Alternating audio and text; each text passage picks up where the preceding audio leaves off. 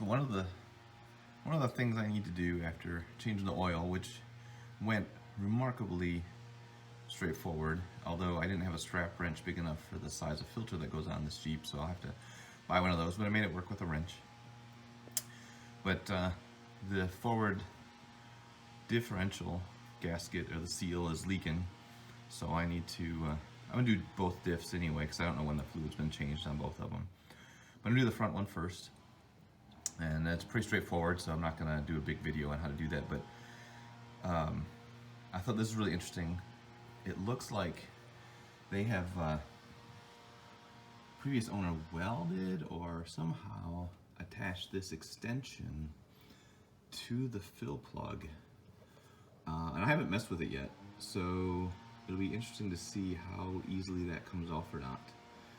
But then hopefully it's just straightforward of removing the bolts on the diff cover and draining the fluid, but pretty skeptical that anything on this Jeep is going to be straightforward.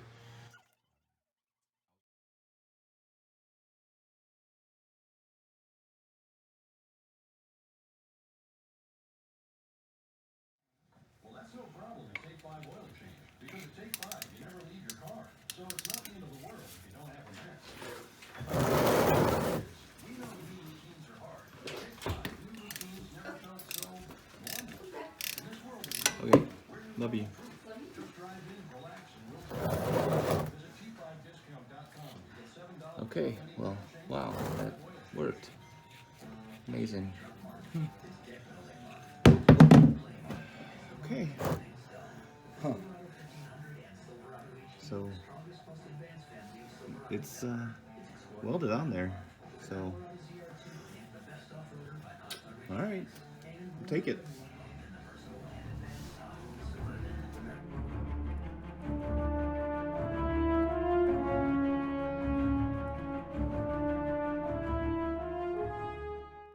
Well, holy crap. They all came loose pretty simply.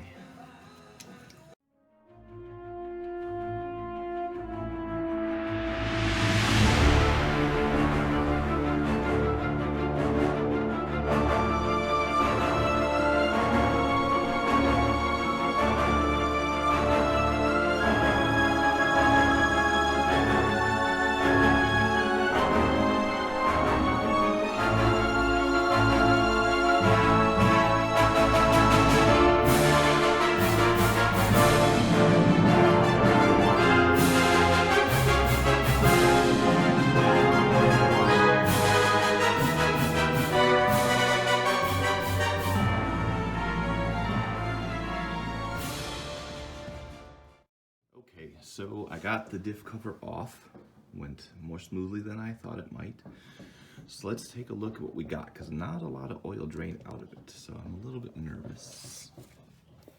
So here's the gearing. You're looking at it the first time as me, so I think it looks awfully clean. I don't see any metal. Yeah, wow, that looks great. So I'll just clean that up, and it looks great, I think. Let's take a look at the cover. And there's the cover. And again, magnet didn't really have anything on it either. And yeah, it looks great. So pleasantly surprised. I'll clean it up and put it all back together. And with, obviously with the new gasket.